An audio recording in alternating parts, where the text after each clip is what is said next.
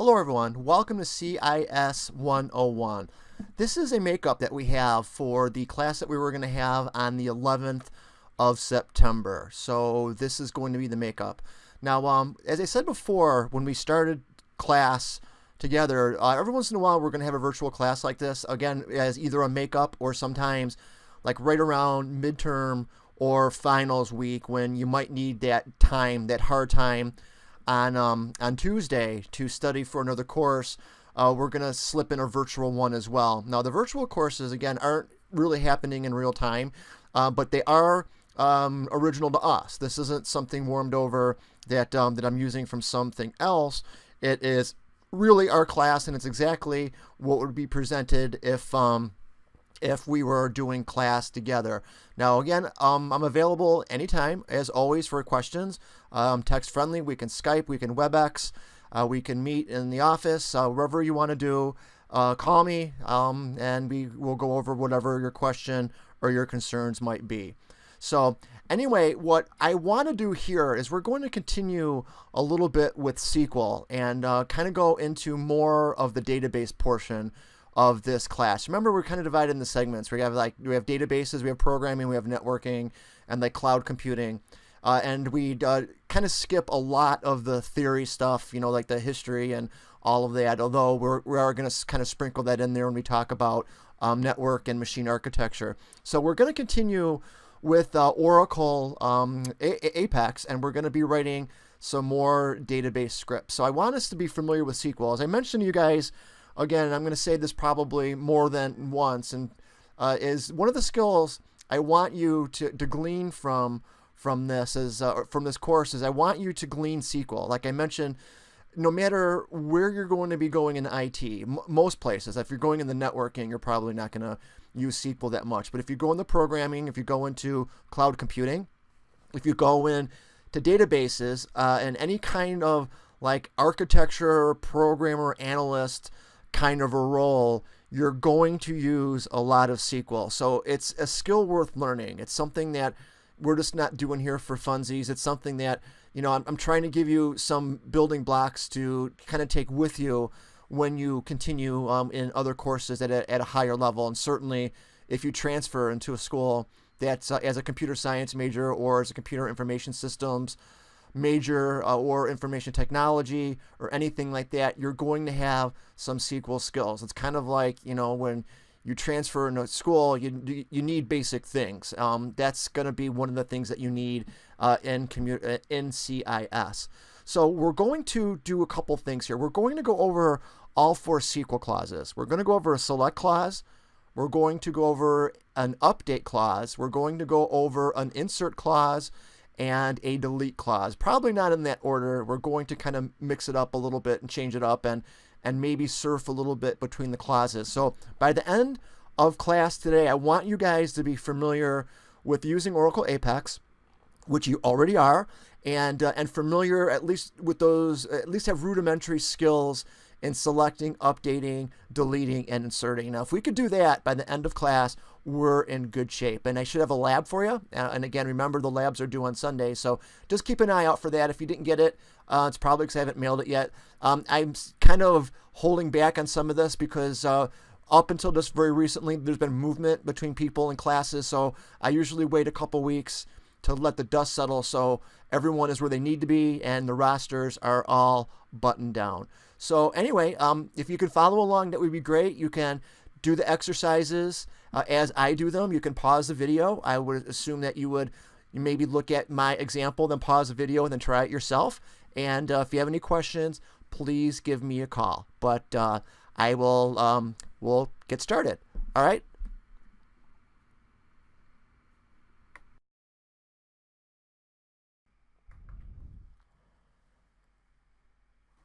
Today we're going to have an introduction in SQL.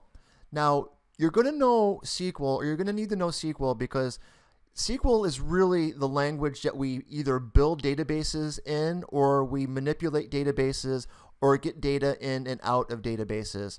Now, SQL's been around for about 25 or 30 years or so, and it's ANSI, A-N-S-I-I, pardon me, which means that it's standard among all database management systems. Now, some different database management systems have different flavors of SQL, such as Oracle might have their own, dialect of SQL. SQL Server might have its own dialect of SQL and DB2, but primarily each of these major enterprise data systems or database management systems has, or at least should, understand ANSI SQL, which is general SQL that should be able to be ported across all databases. And that's why SQL is so important, because once you learn SQL, you really know half or even more of the database tool that you're working with.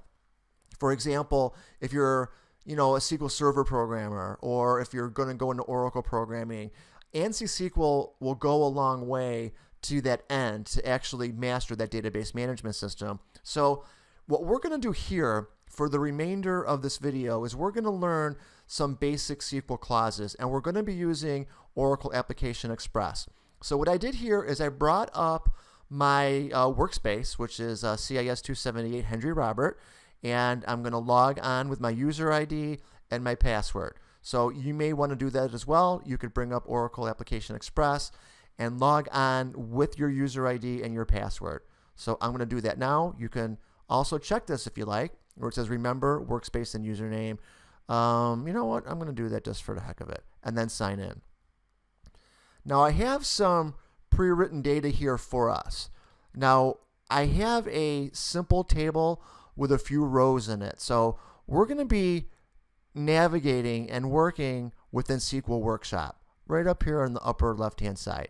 So I'm going to click on SQL Workshop, and let me show you what we're going to be using for some test data. So what you can do is, if you want, is you can build out Oracle Apex to kind of look like this. So basically I have in my object browser, I'm going to be using a table which I've already pre-built, and I'll show it to you now. It's kind of loading, so let's give it a second. Internet's a wee bit slow tonight, but we already have a test table out here with some data in there. So what we're going to do is we're going to work with different SQL clauses. We're going to work with a select clause. We're going to work with a delete clause. We're going to work with an insert clause and an update clause. Now, not necessarily in that order. We're going to be skipping around between the different clauses. Now, what I have here is I have a table called customers. And if you want, you can build your table here where it says cust ID, number, cust name, salary, hire date. And then we have the simple data types here where customer ID is a number, customer name is a variable character, 50.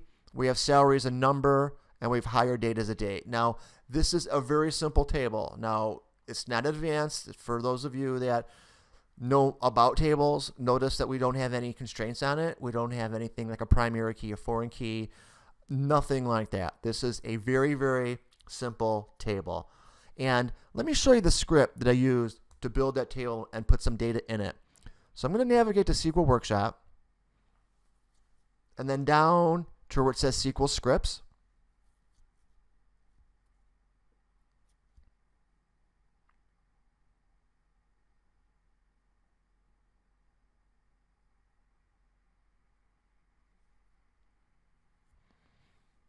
And I did write a script previous to this video to populate that actual table.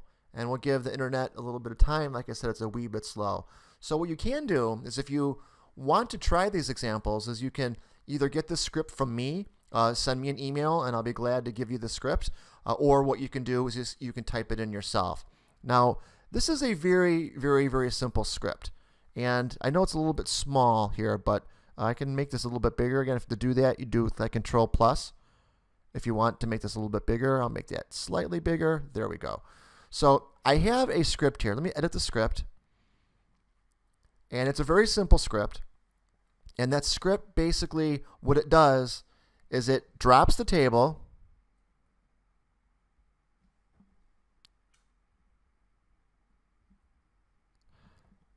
So we have drop table customers, and then we have create table customers, and we have the 4 columns in it. We have customer ID, customer name, salary, and the hire date. And we have 3 records that we're putting in it. We're putting in Mickey Mouse, Minnie Mouse, Donald Duck. And let me put in a couple more pieces of data. So I'm put in insert into customers values. And we'll put in like customer number 4. We'll put in Cassie Duck. And Cassie Duck earns $100,000 a year. And her hire date is the 1st, which is January 17, 2008 or 2018. So we just kind of fell across our first SQL statement. Insert. Now, insert is fairly easy to understand, and you're going to find this out with SQL. Once you start working with SQL, that SQL is fairly easy to understand. It's fairly easy to get started with. It's not that difficult, but it's a little bit tougher to master. Again, it's kind of analogous to playing an instrument, where if you had a piano lesson, you'll leave that piano lesson probably not much better than you were, but you'll know a little bit more, and you could learn simple songs, and once you learn simple songs, you can kind of master more complex ones. So that's exactly how you learn SQL. So let's go over the portions of an insert statement. So we have insert. That means we're going to put data into a table. Now insert works with one table and only one table. So it's easy. You can only insert into one table. And here we're inserting into the customers table. Can't insert into more than one. Easy. Only one table at a time. And then you have the values clause. Now the values clause has a value corresponding to each column. So the first value is going to go into customer ID. The second value is going to go into cus name. The third value is going to go into salary. And the last value here, the fourth one, is going to go into hire date. Now, there are other syntaxes for the insert clause. So in your travels, you're going to see that there's different syntaxes for this. But this is the easy one. There's going to be more. Like I said, cross that bridge when you get to it. It's not important right now. Let's just get an insert statement working. Also notice that this insert statement has to work with different data types. Now, I don't know how much you know about data types, but what we're going to be doing, at least in the examples here for this class, is we're going to be using just simple data types. Now, just about in every database management system, data types kind of fall into 3 categories. And this is kind of like a little bit of a white lie because it's not completely accurate, but it's pretty close. It's a good rule of thumb to think about. Just about everything either falls into numbers, strings, or dates. Now, for those of you that are a little bit more advanced, you're already raising your hand saying, no, there's blobs and there's doubles and there's floats. I know that. But remember, this is a basic SQL class. So we're going to try to stay out of our way a little bit and keep these examples as simple as possible. I call them happy path examples. Let's get these to work, and then we'll worry about the more complex. That's the way you learn these things. I mean, don't look at exceptions. Don't look at, well, wait a second, there's also this, there's also this, there's also this. Let's get simple examples to work, and let's not give babies knives to play with. Let's just play with simple examples and get them working. So basically, with that in mind, we're using just some simple Oracle data types. We're using number. Now, number can be any number. It could be a large number. It could be a small number. It could be a really large number. Like, for example, if you wanted to look at, miles to the sun or inches to the sun, you could have that as a number. Number can also be very, very small. Like if you wanted to have this, the centimeter diameter of an atom or something like that, it could be a very small number. Also, numbers can be integral or they can be real. Now, there's a difference there. An integral number is an integer. An integer is something that you express as a whole number. Like if someone asks you, for example, what your age is, you probably say your age as an integer. Probably. You can say, I am 29 years old. 29 would be an integer. It has no decimal in it. Now, real numbers have decimals. So if someone says, how old are you? And if you say, I'm 29.7947325 years old, I guess that would sound weird. We kind of don't talk like that. But that would be expressing your age as a real number. So remember, integers don't have decimals, reals do. In Oracle, we could just say number, and then we could say, Oracle, you figure out exactly what kind of number it is. Now, I'm not going to dwell too much on how Oracle handles data types, and I'll tell you why. Because every database management system is slightly different in how they handle and how they declare variables. So keep that in mind. What I'm telling you here is kind of generic, but it's also kind of Oracle specific too, where I'm giving you things that kind of how they work in Oracle. Why? Well, because that's the database we're working with. So we're going to have to do some stuff that only has to do with Oracle. So that's your number. Now notice when we put the number in, we don't use anything such as commas or currency symbols. Now here we have 1, which we're doing the customer ID is 1. So 1, doesn't have a comma. Like for example, if this was employee 1000, we couldn't do this. We could only put in just the pure number. You could use decimals if you wanted. For example, if this was customer number, 1000.00, that'd be a funny customer number, but it's actually valid. You could actually put this in. So as far as numbers go, you can only use, again, just the number. You can't use currencies. Like for here, we got the salary. If we tried to do 95,000, this would be incorrect with the currency in it, and then we put in the comma.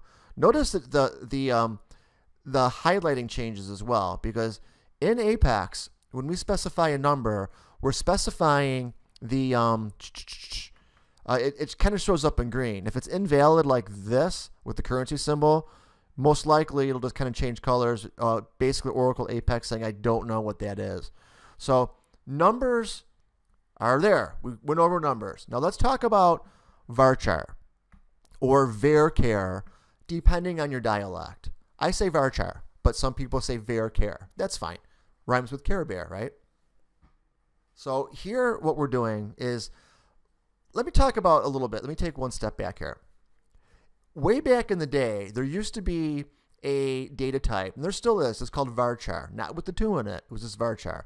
Get this question a lot. Why is this varchar 2? Well, here's why. Varchar, way back when, was for variable characters, but what would happen is Oracle would leave trailing spaces at the end of it. So if I had something like this, like varchar with 50 in it, what would happen, and if I put Bob for the customer name, Oracle would store Bob and it would store 47 blanks. Now, blanks are expensive. And back in the day, when disk space was expensive and hard to come by, it was a real space waster. But in order to preserve backward compatibility, what the powers that be at Oracle did is they added another data type in another Oracle release called varchar 2. They can't call it varchar and change it because it's already there. It's already being used. But what they can do is they can declare a new variable for strings called varchar 2. So varchar 2 will keep the name and it will release the blanks to the operating system. Much more efficient. So if I put Bob as the cuss name, it would keep Bob and it would take the other 47 bytes and just release it back to the operating system. Saying, you know what? You said it could be as large as 50. I don't need 50. I just need 3 of them. Here's 47 bytes. Take them back and do whatever you want with them. All right. So that's number and varchar. Salary is a number. And let me explain dates. Dates is kind of a special case. And it's a special case in most database management systems. Everyone seems to handle dates differently. So if you're going to be going into anything besides Oracle, you're going to have to learn how dates are handled and what the date functions are. So again, we're just doing happy path here. Again, this is an intro to SQL. So we're going to try to stay out of our own way, and we're going to try to keep these examples just as simple as possible.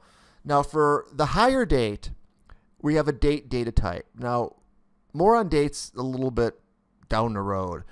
for now, I want you to do this. Oracle can handle dates as a string as long as you use this format.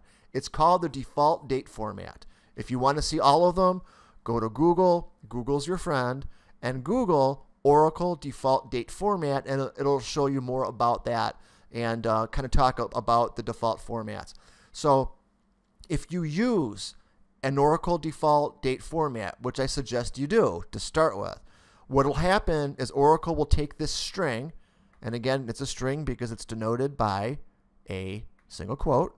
Again, just like Mickey Mouse is a string, a varchar, same thing. Strings are variable characters. So is our date. If you denote the date as a string, what's going to happen is Oracle will take that string, and it's in the default date format, and convert it to a date data type for you. Now, how data types get casted or get assigned is kind of beyond the scope of what we're doing here. So again, what I'm trying to do is I'm trying to give you an example that just doesn't break, something that just works. That way we can concentrate on the SQL and not concentrate on anything else but writing the SQL. All right, so anyway, this is my script editor, and what I'm going to do is I'm going to save. It doesn't automatically save like Google Docs, so I'm going to save this, and then I'm going to run. So hopefully, if everything goes well, I'm going to maybe make this a little smaller. Again, I'm going to try to make it so you can see it. But I got my script, and I'm going to click on run. So let's run.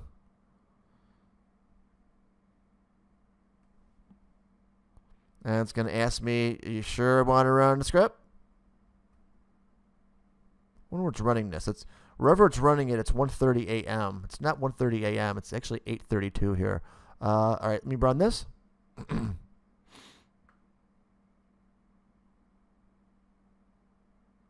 And we should be successful. Now remember, or maybe not remember if you're seeing this for the first time, you probably shouldn't at this point. What happens is when we run a script, what happens is Oracle Apex executes that script one line at a time. And then we get to see the results and how long it took. So drop table customers, table was dropped, that's good. Remember, as long as we don't see an ORA hyphen, that stands for Oracle error, we're okay. So it's what we don't see, which makes this look good, not what we do see. So we drop a table, create a table, and we're inserting 1, 2, 3, 4 rows into the table. So our insert statement worked. Now, in real life, is this how we get data into a table? The answer is yes and no. Usually the tool that we're going to be using, like if we write an app to insert customers, like for example, we could write a web form. If we know how to do this, we can write a web form, or if we're doing Java, we could do like JavaScript, like Jaguar, or pardon me, like what am I thinking of here? Well, let's stick with a web form. Like if we wanted to write a web form to modify or to insert customers into a table, we would code for this, and we would probably have like a button on our form that says create customer, and then we would have fields where you'd put in the customer ID. You could auto-generate it if you wanted to. You would put in the customer name, their salary, and their hire date, and then click on Save Customer. And at that point, Save Customer might have some code behind it, to actually take the values from the form, put it into an insert statement, and then that insert statement would be executed against the database. So the answer is yes. We would use insert statements to populate this table, but what we won't have though is you're not going to be sitting, or your user isn't going to be sitting behind Apex coding, hard coding, insert statements. It's going to be done by the application, and there's going to be some code that's going to be required to do so. So right now what we're doing is, since we're just database developers now, we're not web developers, we're just building our table, and we're putting some test data into our table. Now, there's also some more things you can do. Since we're here, we can do something like we could view detail. And it should, this is probably not going to show us much different, but let me just do a go. So in the detail, it shows us almost the same stuff here, where you have the the table, we got the feedback and how long it took. In this case, the detail is not going to be horribly different than what we ran before. But this is kind of cool though. We could actually download we could actually download this if we want, if we're like logging something or debugging or documenting. Also, let me go to summary and then go, but it's not going to show you much different. Okay, so anyway, so here we can edit, we can do whatever we like. We're kind of good to go here. All right, now let's do some SQL. You already saw the insert statement. So let's work with the select statement. Let's go to the following. I'm going to go to SQL Workshop and then just go to SQL commands. Now remember, or maybe not if you're seeing this for the first time, SQL commands are just one-off statements. It's not a script. Remember, scripts execute many statements in order. Like if you have, like in the example that we just had there, what we did was we were able to create a table, and then from there what we were able to do is we were able to, from there we were able to insert records into the table. So here what we're going to do is not write a script, but just do one-off SQL commands to actually get data from the table. So we're going to be going over the select clause. So let's get started with our first SQL select. Now just to go through the navigation again, we're going to go again to SQL commands.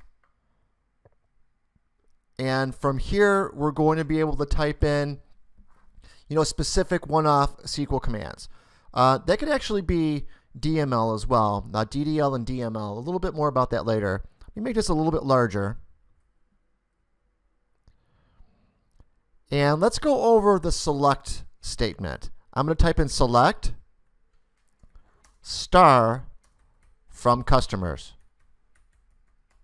I believe it's plural. We'll find out shortly. Now this is a SQL select statement. Now in SQL select, it starts out with select, and then you have the list of individual columns that you want from the customers table. Star means all of them. It says, get me all the data from all the columns from the customers table. And then when you're done writing your SQL statement, click on Run.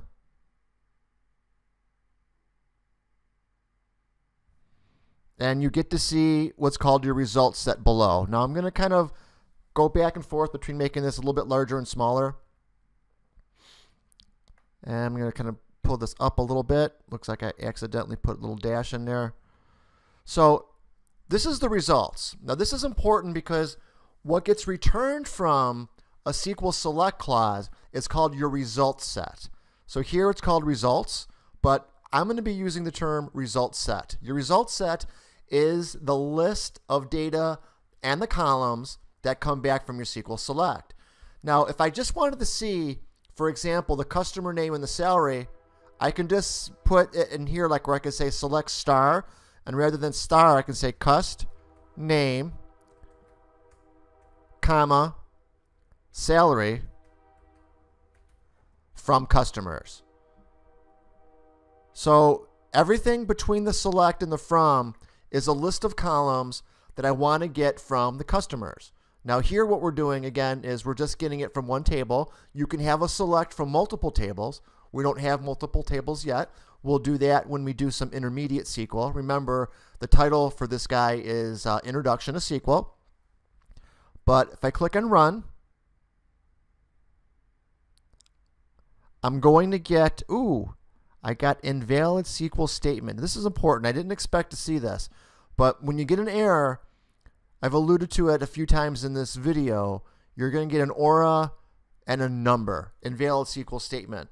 It's kind of cool though, if you wanted to, and you don't have to do this now, but if you want to investigate these errors, you can, because they're on the web everywhere. There's a lot of Oracle sites, like for example, if I wanted to know more about that error, I'm just going to type it in. And then you're going to see like Oracle sites come up here. Like here we go. We got, yeah, again, you can click on any link you want, but there's probably one for, here we go. This is Oracle Docs. So you can look these up. They're called Aura errors. And each one of these numbers is assigned to a specific error code. Now here it's saying doesn't like, which one was this? 0090. Invalid SQL statement. The statement is not recognized as a valid SQL statement. And then blah, blah, blah, blah, blah. Okay. So the SQL statement is invalid. You're going to get some other Aura messages that are a little bit more obscure than this. This one's kind of obvious. So let's take a look at what we have here. Let's go back to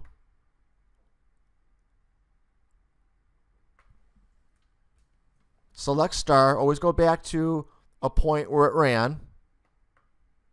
And let's see what we got here.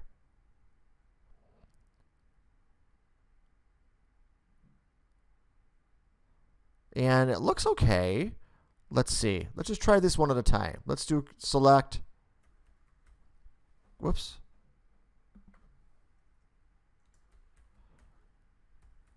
Cust ID from customers.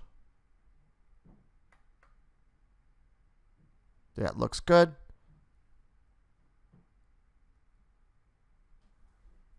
Oh, also, I'm going to point this out too, that when you write SQL, number one, notice it's case insensitive.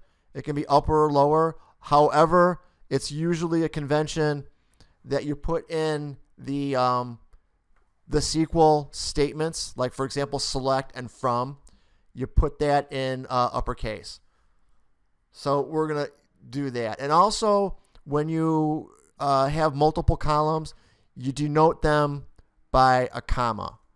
So I'm going to put in cust ID, cust name from customers. And give this a run.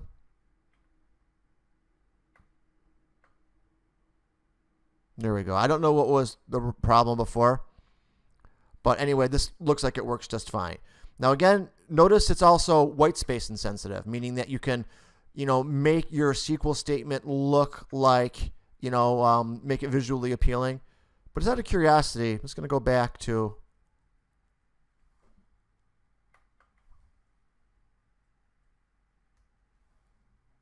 putting it on one line. It should work. It should work here too. Yeah, it did. I don't know what the problem was before. Maybe you caught it. Maybe I misspelled something. I'm not sure. But this looks okay. Now, what I'm going to do is I'm going to kind of make this visually appealing like I did before. I'm just going to put it on different lines because this is primarily how you write SQL. You got your select and you got your from. Now, these are mandatory clauses. These are SQL clauses. So we got everything here is called a SQL statement. And part of your SQL statement, you have SQL clauses. You have the select and you have this from. These are called SQL clauses. Now, the select and the from are mandatory. They're not optional. You have to select a column set, and it's got to be from at least one table. Let me add a column in here. Let me add salary. So let's get the cust ID, the cust name, and the salary. There we go. And also, you can save this as well. I'm not going to save it. You can if you want. I'm just going to kind of go back and forth between these statements. I mean, you could save them if you'd like to. You don't need to. Like I said, if you're following along with me, you're probably pausing the video and, putting this in and then pausing the video and then, going over and entering your SQL statement.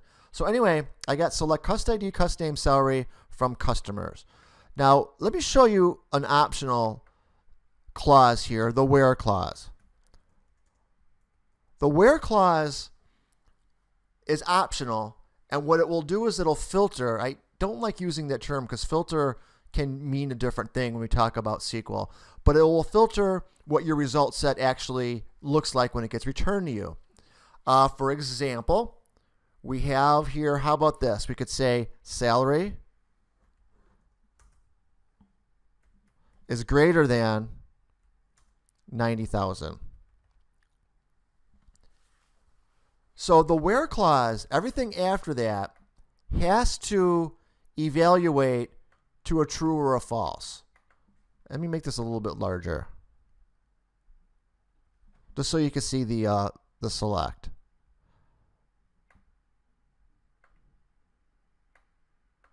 And it's a little bit too large. That's the best I can do. All right, so anyway, if you look at my select statement, we have here, again, in the where clause, let's see if I can make this a little bit smaller. Yeah, that's about it. It's not going to give me anything more, so hold on. There we go. I know it's kind of small. But everything after the where clause, and again, the where clause is optional, has to evaluate to a true or a false. So basically, what's happening behind the scenes is you issue your SQL statement, in this case, a SQL select statement. Select cust ID, cust name, salaries from customers, where salary is greater than 90,000.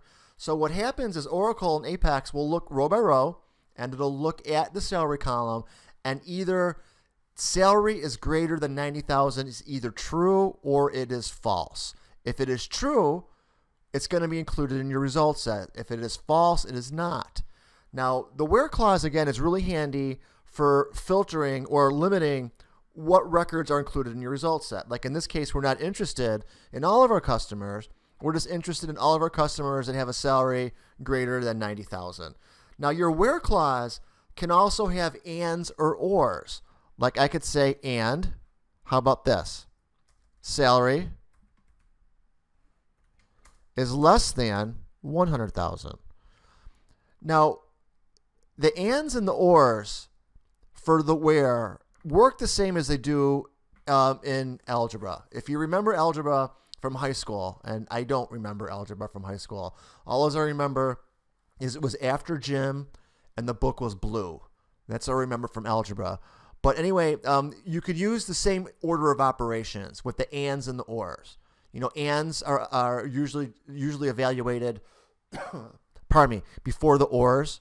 And also you could bracket this too. Like you could say something like, if you wanted to, you could say, how about this?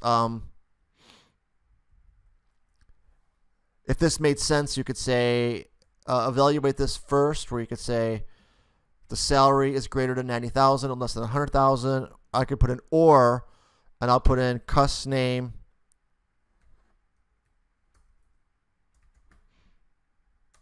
equals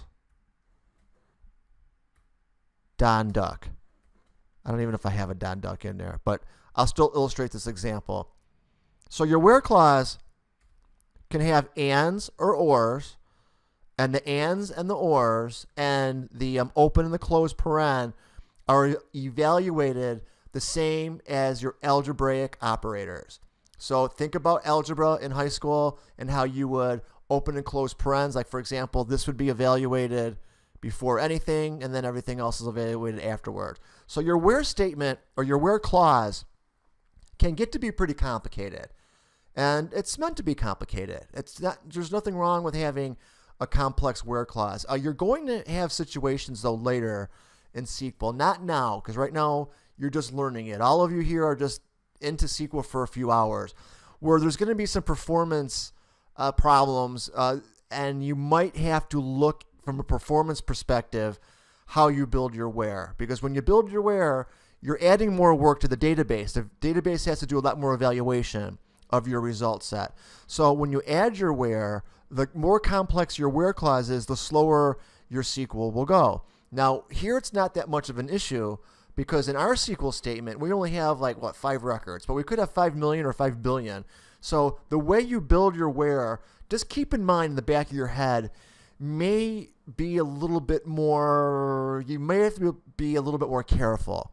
For example, you don't know anything about indexes yet, right joins, left joins, outer joins, but just keep in mind that somewhere down the road, not today, but somewhere down the road, there is a right and a wrong way to build your where statement. Even though it might work, there might be a better way to actually structure it so it performs a little bit better.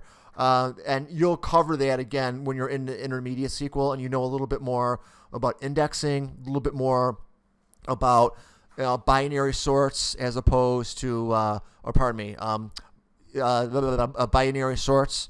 You'll know a little bit more, like I said, about indexing, foreign keys, primary keys, all that other good stuff. For now, just worry about the syntax for a where clause. So I'm going to run this. And again, I don't know if I have a Don Duck in there, so it's not going to bring them back. But in this case, I'm going to bring back all of my peoples that have a salary greater than 90,000 and a salary less than 100,000, or the cuss name, how about this, is not Donald Duck. It's going to bring back everybody now. I mean, this probably isn't the best example, but there we got all of them now.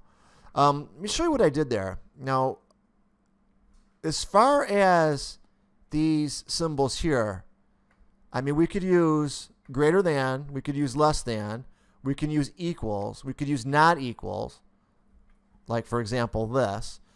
We can do, just for grins, we could say equal or greater than 90,000 and is less than and equal to 100,000.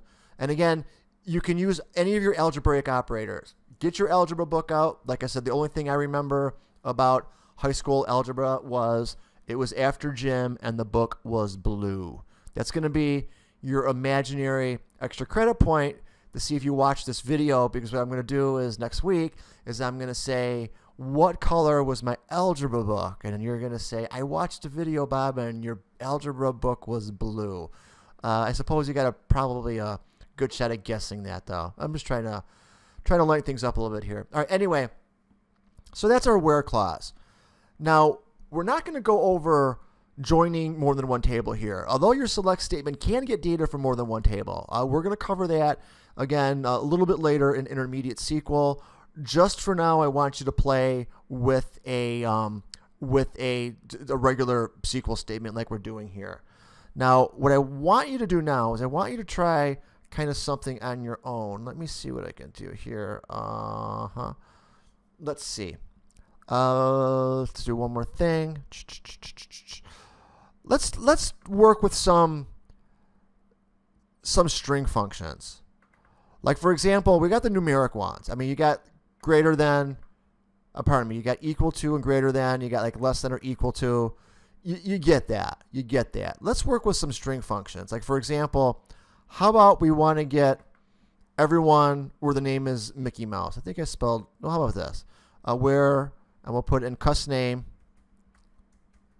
is equal to,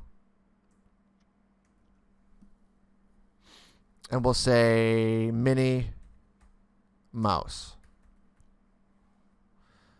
Now remember, when we compare strings, we always use single quotes. So here we got select cust ID, cust name, and salary from customers where the customer name is equal to Minnie Mouse. Oh, don't need that. And again, you can save this if you like. I'm not going to. I'll give you a second to catch up. And then we're going to click on Run.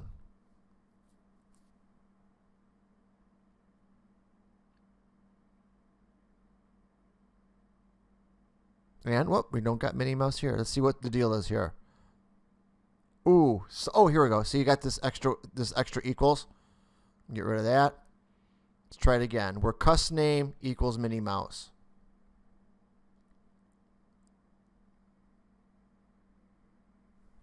And there we go.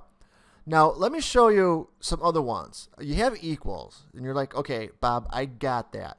Let me show you another one. How about we want to get everyone that has mouse in their name? We can use like. We type in like.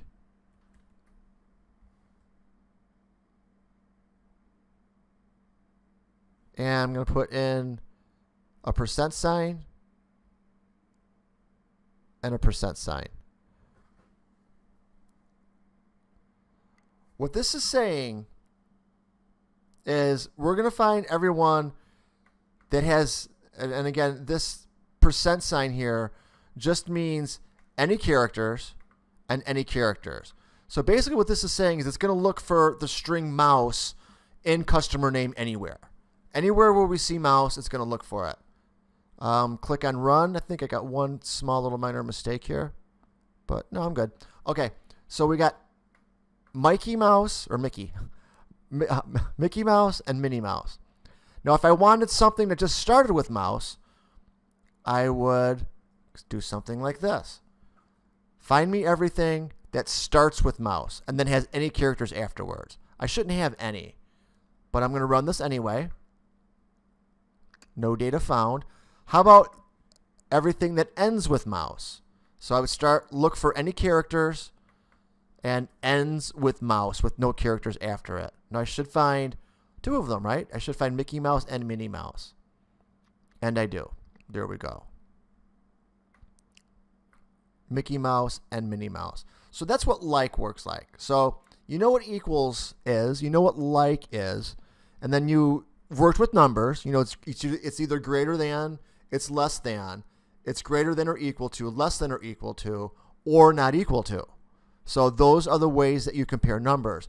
So just to kind of look at the big picture, you're kind of seeing here, as far as working with SQL, that it's fairly easy to get started, and it is. It's actually as easy as you're seeing it here, but it kind of creeps up on you. Like I mentioned, there's other, it's got kind of, multiple learning curves where you're going to get up to speed really quickly on the simple stuff, and then the more complex stuff, it's going to be a little bit more, strange than this. So that is the select. Basically, it's all I want you to do now for the select. I want to actually, you know what? There's one more thing. Let's do the order by. Like, for example, let's go back and say where, and we'll say the salary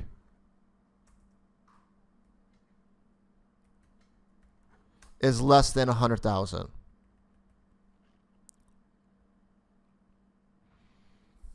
So we got cust ID, cust name, salary customers, where salary is less than 100,000. So we've seen this before. It's not going to do anything horribly different. Maybe a little bit. Okay, now this is what I want to show you. There's another clause that we can use for a select called order by.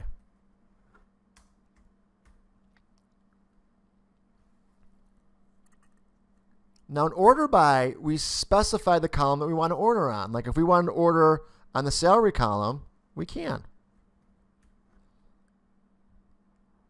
Or if we wanted to sort on the customer name, we can do so as well. So we'll put in order by cust name, and if you want, you could put a comma and put in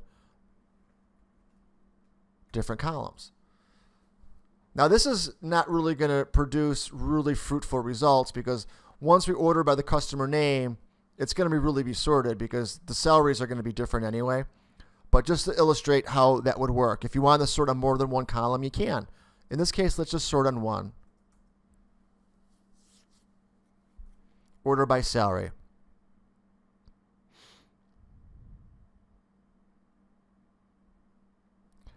And there we go. So we've got Donald Duck, we got Mickey Mouse, and we got Minnie Mouse. Now again, we're showing everything that's less than $100,000, and we're ordering by salary. So that is select. All right, let's have a lab exercise. What I want you to do is I'm going to show you the SQL statement that I want you to build. And then what I want you to do is I want you to stop the video, and I want you to try to write that SQL. Spend about 20 minutes on it or so, or 5 minutes, or 30, however long that you need to do it. And then once you're done, I want you to restart the video and see what I came up with. So let's write the following query. Let me bring up Notepad here.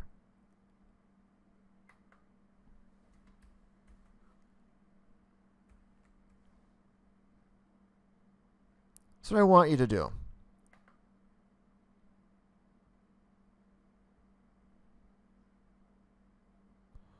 Make it a little bit larger. I'll put in lab. Write the following SQL.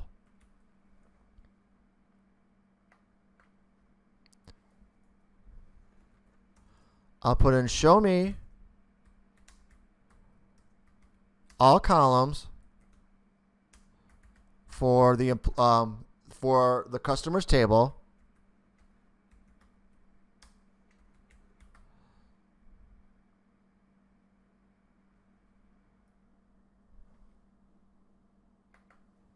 Really easy peasy. Show me all columns from the customer table, and I'll say sort it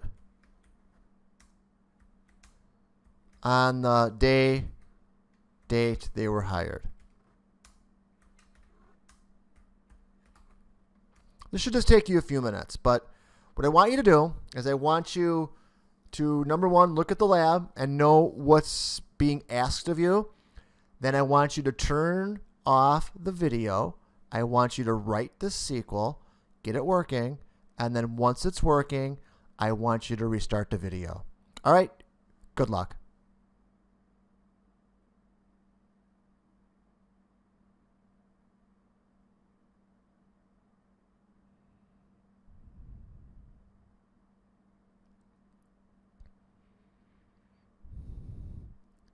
Hello and welcome back. Did you write your SQL statement? Let's compare your SQL statement to what I came up with. Now basically what I asked you to do is write the following SQL, right? I could probably spell a little bit better than this. Show me all columns for the customers table sorted on the date they were hired. So how about this? We'll say select star from customers. There's no where, right? Show me all data from the customers table, and we'll order by the hire date.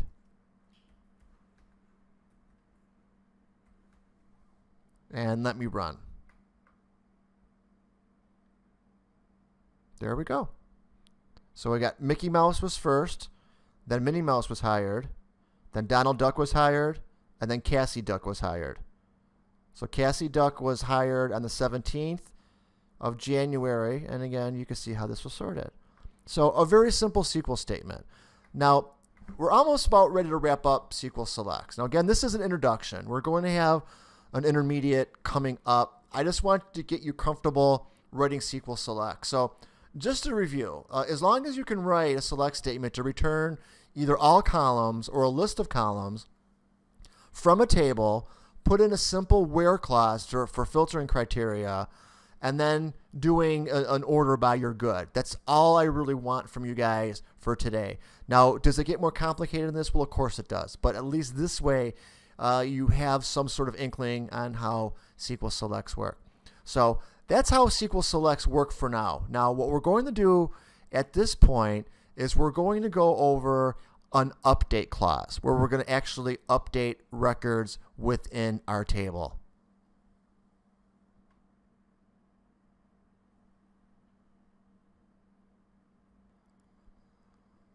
So let's go over update. What we do is when we want to update a record in the table, what we can do is we can issue a SQL update. So what we're going to do here is we're going to update the salary for Mickey Mouse. And let me show you how we're going to do that. We're just going to jump right in with a simple update. I'm going to type in update, make this a little bit larger.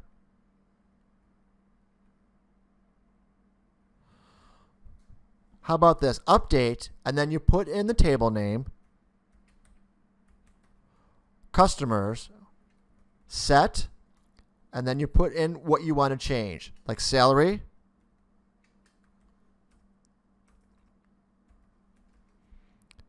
equals, we'll give Mickey a raise, $96,000, where cust ID equal to 1.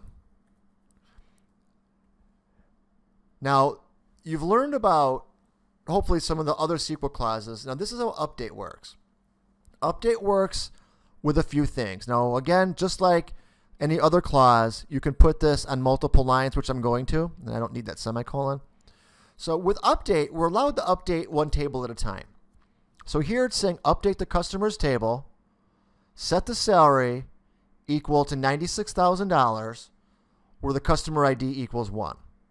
So what this will do is Oracle will look at this where clause and say cust ID equals 1 and set the salary to $96,000, hopefully. So let's run this.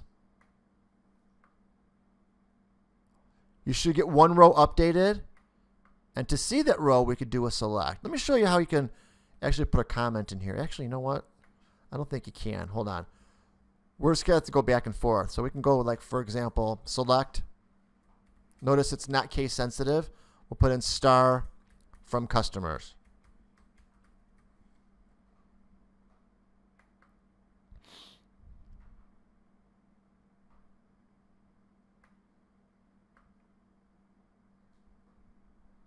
Now notice that Mickey Mouse, to make this a little bit smaller,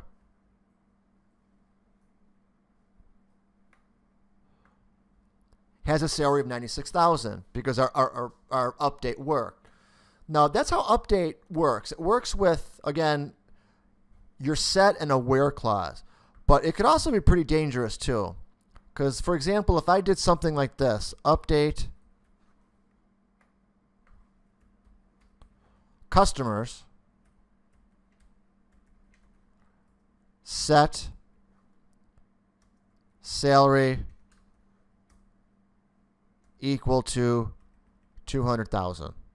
And I'll let you kind of catch up there for a second if you're typing in. Now again, with these remote classes or these virtual classes, I fully expect you guys to kind of stop the video, try this, and then restart the video again. That's what's kind of cool about this is we're allowed to do this virtually, where you can look at the example, you can replay it, you can redo it. If I say something stupid, you can go back to it. If you want to hear all my great jokes, you can do that as well. But updates are also dangerous. How many rows do you think this update statement is going to actually affect? How many rows do you think this update statement is going to affect? Let's look at it. We have update customers, set salary equal 200,000. We don't have a where clause in here. It's going to update all of our rows. Now remember, when we write SQL statements, SQL is really meant for database developers to use. SQL will never ask you to save yourself from yourself. It'll never say, are you sure you want to update everybody to 200,000? SQL assumes you know what you're doing, which is a good thing, usually, because it doesn't really restrict you from doing anything. You could do anything that you want. So if I did this, what's going to happen is everyone is going to change to 200,000. I'm not going to because I don't want to wreck my test data. Trust me, it would. Since I don't have a where clause in here, it's going to update everybody. Now, we can also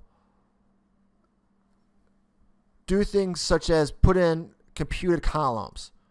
Like, for example, let's just say I wanted to give everyone a 10% raise. Well, they all make different salaries. How would I know? So what I can do is I can set the salary equal to, how about this, salary, the salary column, times 1.03. What this will do is it'll update the customers, all the customers.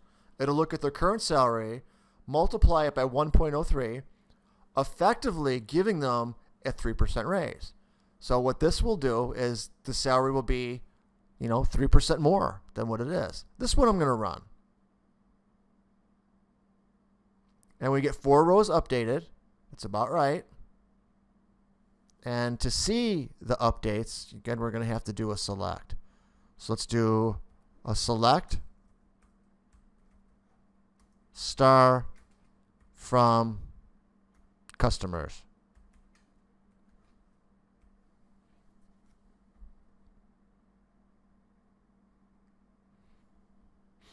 You should see everyone has their raise. Now, interestingly, we don't have decimals in here, but don't worry about that for now. Or maybe, don't worry about that for now. So we have in here select star from customers, and we got what their actual salary was. And we can also do things such as like change a name. Let's just say Minnie Mouse marries Donald Duck. So we can say, how about this? We can say update cuss name set, it would be update customers We say set cust name equal to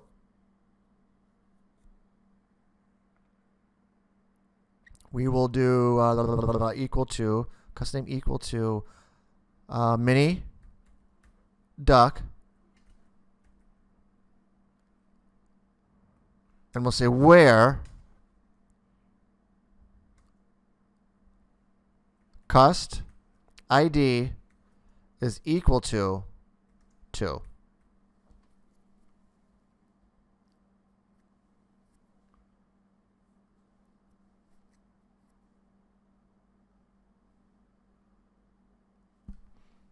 All right, now I should be able to run this. And again, let's take another look. Update customers. Again, we always update, and then we customers is a table we're updating. And we're setting the customer name equal to mini duck, where cust ID equals 2. So Minnie Mouse is going to be changed to mini duck. So let me run this guy. One row updated. And we will do a select star from customers. And we should see that change from Minnie Mouse to Mini Duck. And we do. So anyway, so what we did here is we changed the salary for everybody. Well, for Mickey first, and then for everybody else. And then what we did is we changed the name for Mini Duck. Now this is all the update I want you guys to do for now. Now, how does this work in real life? Now, again, just like a select statement or an insert statement, you're probably not going to be typing in, as far as an application goes, you're not going to be typing in update statements, out of Oracle Apex. Now remember, this is a database class, and, when you're in the tool, in this case Oracle Apex, you're going to be writing PL SQL code, in this case a SQL statement.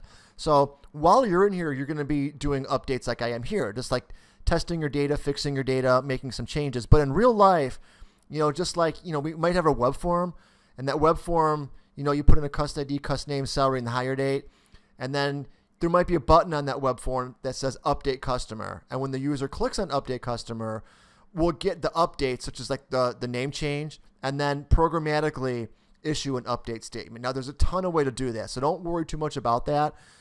If you're a C# developer, you'll probably be using the .NET ADO libraries, ADO for active data objects, for database manipulation, and there's some code that's used in the Microsoft platform, in Visual Studio, the .NET platform, that allows you to do or to create SQL statements. The same thing if you're working with Java and like Eclipse. You'll probably be working with JDBC, which stands for Java Database Connectivity, and that would also generate some SQL statements for you. So don't worry about that for now. Just know that SQL's out there, and you need to know it. And when you start writing application logic, such as, again, anything like in C# or in Java, that there are tools out there that programmatically do that. You're probably going to have software developers that are going to be generating this from their applications anyway.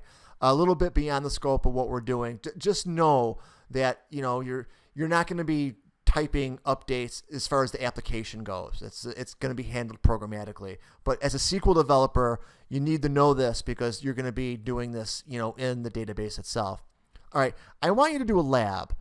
Let's see. And again, I want you to, I'm going to show you the lab I want you to do, and then I want you to turn off the video, do the lab, hopefully succeed in doing the lab, and then see if your solution was similar to mine.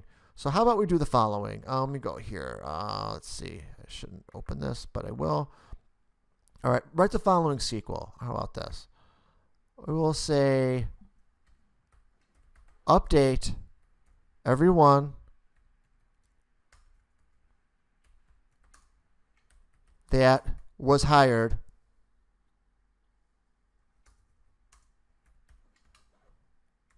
on January 10th and change them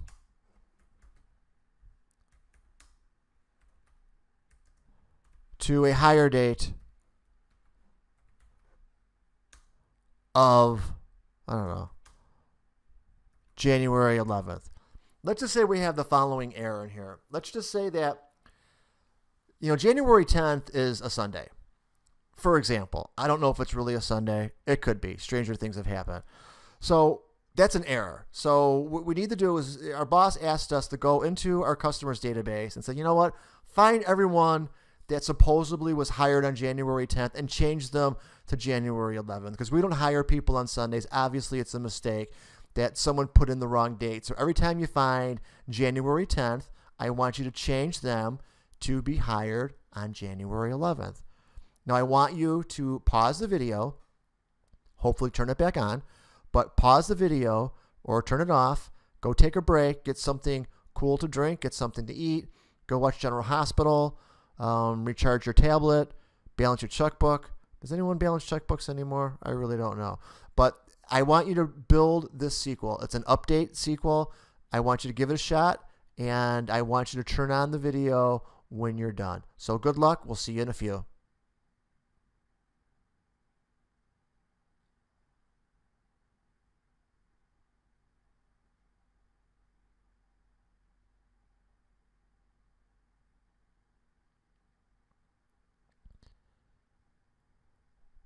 Hello and welcome back.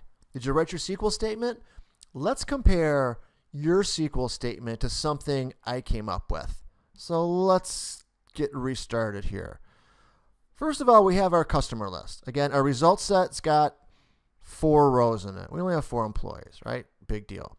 All right, so the ask is find everyone that was hired, at least supposedly hired, on January 10th, and make them hired on January 11th. Again, our scenario was it's an error because January 10th is not a valid day. It has to be January 11th. So let's do the update. So let's type in update. We'll put in the name of the table, update customers, and we'll say set hire date equal to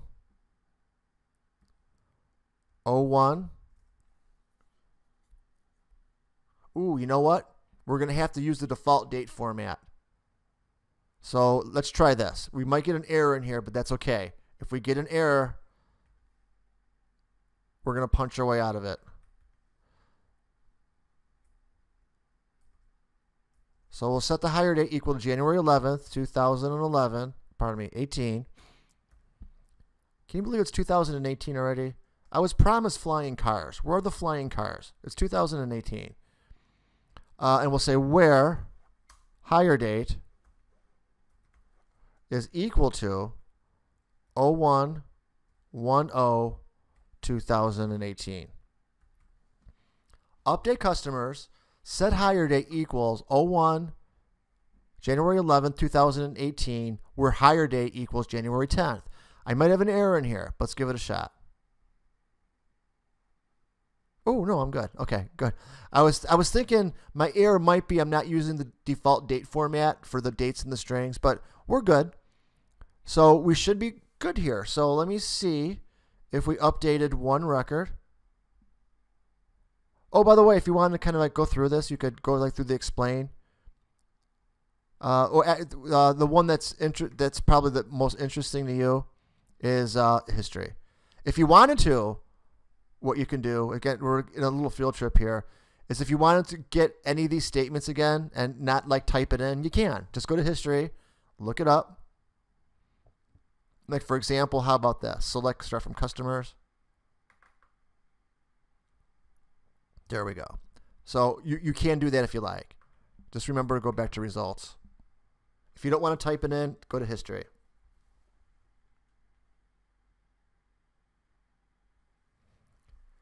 And there we go. Mickey Mouse was changed from January 10th to January 11th. So that's how update works. Now, there are more complex update syntaxes. Again, this is an introduction to SQL. So I want you confident making simple updates, and you should be. You know, update So that's the SQL clause. Then you put in the name of the table, set column, the column name, equals something, where some condition, cust ID equals 1 or whatever. Now remember, put a where in there, because if you don't put a where in there, you're going to update everybody, unless that's what you want to do. I mean, for example, in our case, what we did is we wanted to update everyone for their salary to be 3% more of what it currently is. So there was no where clause. It was set salary equal to salary times 1.03 with no where in it. So that is how a SQL update works. Again, a simple SQL update. Now the next clause we need to learn is the delete. What delete does is delete actually deletes, well, as you probably could figure out, it deletes records from the database. Let's go over the delete SQL clause. Now the delete SQL clause does exactly what you think it does. It deletes records records from a single table. For example, if I wanted to delete Mickey Mouse, I simply can issue the following. I can put in delete space, we'll put in from, and then you put in the specific table, delete from customers, and put in where, and then the condition, cust ID is equal to 1. Regular rules apply with the where clause and the, as I mentioned, with like the and and the or for the order of operations. But delete is really simple because delete will delete records from a single table on a specific condition. So in this case here, we're going to delete from customers where cust ID equals 1.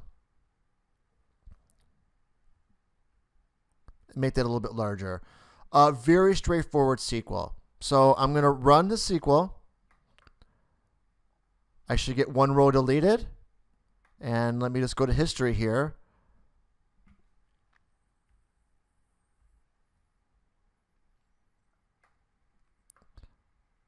And select all from customers again. Okay, I'll make this a little bit larger. And then run. Now we should see that Mickey is gone. Oh, poor Mickey. We miss Mickey. So that's pretty much how delete works. Delete's very simple. Now, I want you to answer the question. Let me put in a delete statement. Put in delete from customers. If I were to run this SQL statement, and I'm not going to, but if I was going to run the SQL statement, how many records would be deleted from the customer table? Again, I'll ask you the question again. If I were to run this delete statement, how many records would be deleted from the customers table? And the answer is all of them. Will Apex or Oracle warn you? Are you sure you want to delete all customers? No. Remember, when you're writing SQL statement, sometimes the worst enemy is yourself. I'm not going to run this because it'll delete everything because I don't have a where clause in here. It'll say 3 rows affected or 3 million rows affected or 3 billion rows affected. If you did this, you deleted all your customers and they are gone. Gone, gone, gone, gone, gone. So that's how delete works. So anyway, delete isn't really much more complicated than this. I mean, notice that we don't specify columns delete. We don't say delete cust ID from customers or delete cust name. We only delete rows. We don't delete columns. So delete is the only SQL clause that really doesn't have a way of, it doesn't need a way of specifying which columns we want to delete because we're deleting the whole row. So it's all columns. So after delete, we don't have a column set. We just have from. So we have delete from customers, and then you put a where clause in there. There's no order by, there's no anything like that. Out of the 4 SQL clauses, remember there's select to get records, there's update to update records, there's insert to insert records, and then there's delete to delete records. Delete is probably the most simple because there's, you don't really put in columns because you can't, and you just specify the criteria for which rows you want to delete. In this case, delete from customers. And That's how we do deletes. Now, again, this is just simple delete, but in this case, it doesn't get more complicated than that. Pause and do a lab exercise. Do the following. Write the following SQL. How about this? I want you to delete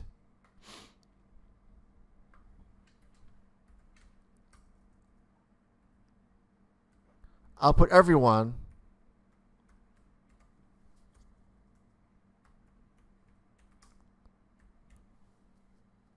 in the customers table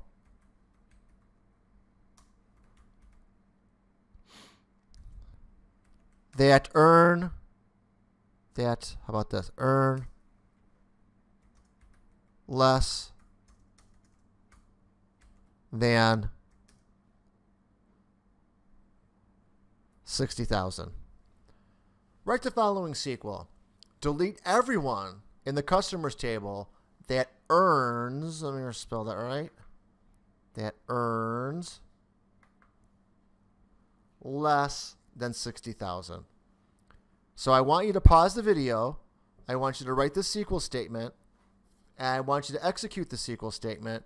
And then upon completion, you can restart the video, hopefully. I'll still be here, I promise. And you can compare your SQL statement to what I came up with. All right, good luck. We'll see you in a few. Pause the video.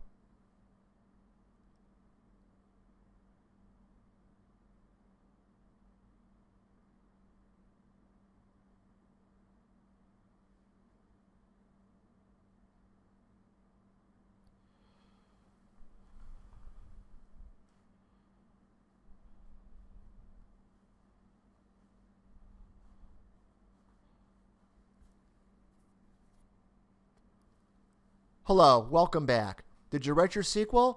Let's compare your SQL statement to what I came up with. Now this was the ask. Delete everyone in the customers table that earns less than 60,000 for some reason or another. Pretty easy. How about this? Delete from customers where salary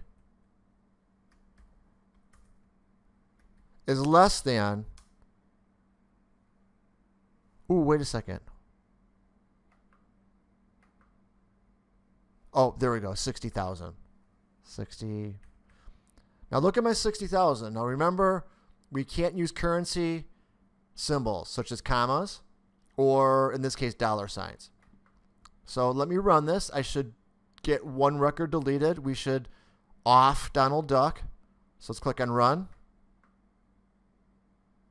One row deleted. And then how about select star from customers.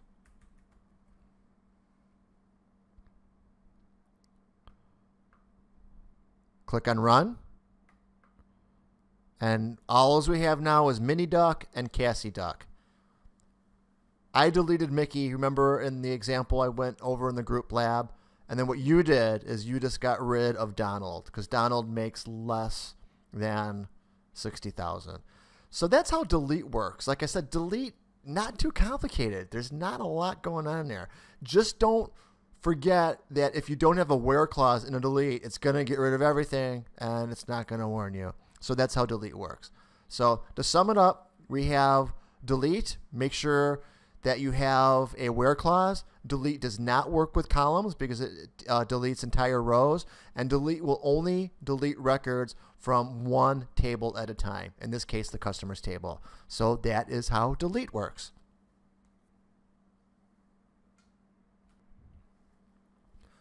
So I am finished with new material. So that is it as far as new material goes for the CIS 278 class for September 12th, 2018.